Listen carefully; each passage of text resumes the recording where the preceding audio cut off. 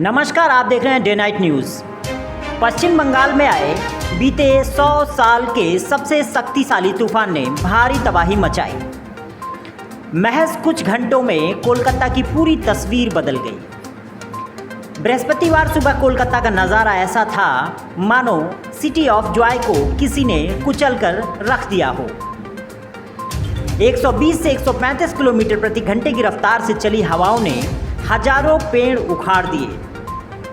कोई ऐसी सड़क नहीं बची जहां पेड़ गिरने के कारण आवाजाही ठप न हुई हो।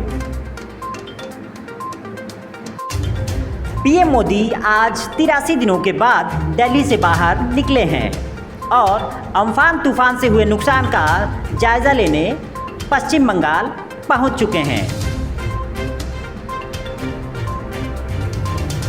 लॉकडाउन के बाद दिल्ली से बाहर निकलने का ये उनका पहला दौरा है।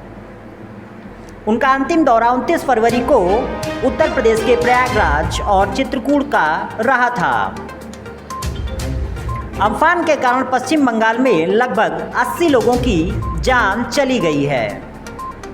पश्चिम बंगाल की मुख्यमंत्री ममता बनर्जी ने कल शाम प्रधानमंत्री से दौरे के लिए आग्रह किया था, जिसके बाद पीएम मोदी आज हवाई सर्वेक्षण करने पश्चिम बंगाल पहुंच चुके हैं।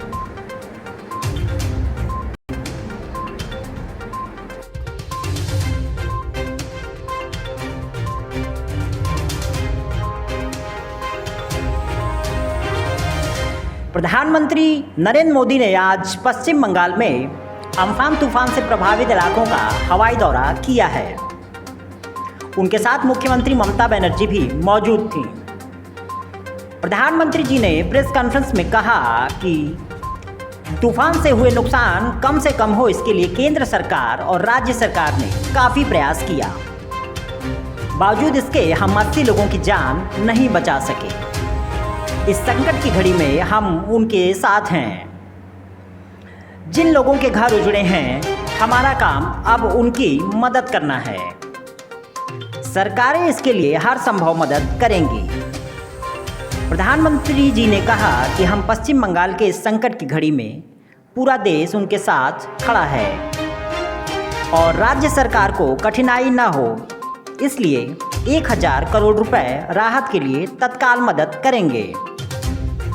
साथ ही घायल हुए लोगों की भी 50,000 रुपये की मदद की जाएगी। कोरोना महामारी की जंग जीतने के लिए हम जहां हैं वहीं रहें, यही मंत्र है। लेकिन साइक्लोन जैसी जंग के लिए आपको तत्काल सुरक्षित स्थानों पर पहुंचना होता है। एग्रीकल्चर, पावर सेक्टर और व्यापार का भी काफ़ी नुकसान हुआ है। सर्वे के बाद इन सभी नुकसान की भरपाई करने का प्रयास किया जाएगा। प्रधानमंत्री मोदी जी ने कहा कि ममता जी के नेतृत्व में भारत सरकार ने मिलकर काम करने का प्रयास किया है।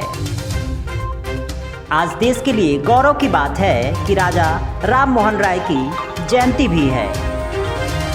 इस दौरान बंगाल में होना मेरे मन को छू लेने वाली बात होती है।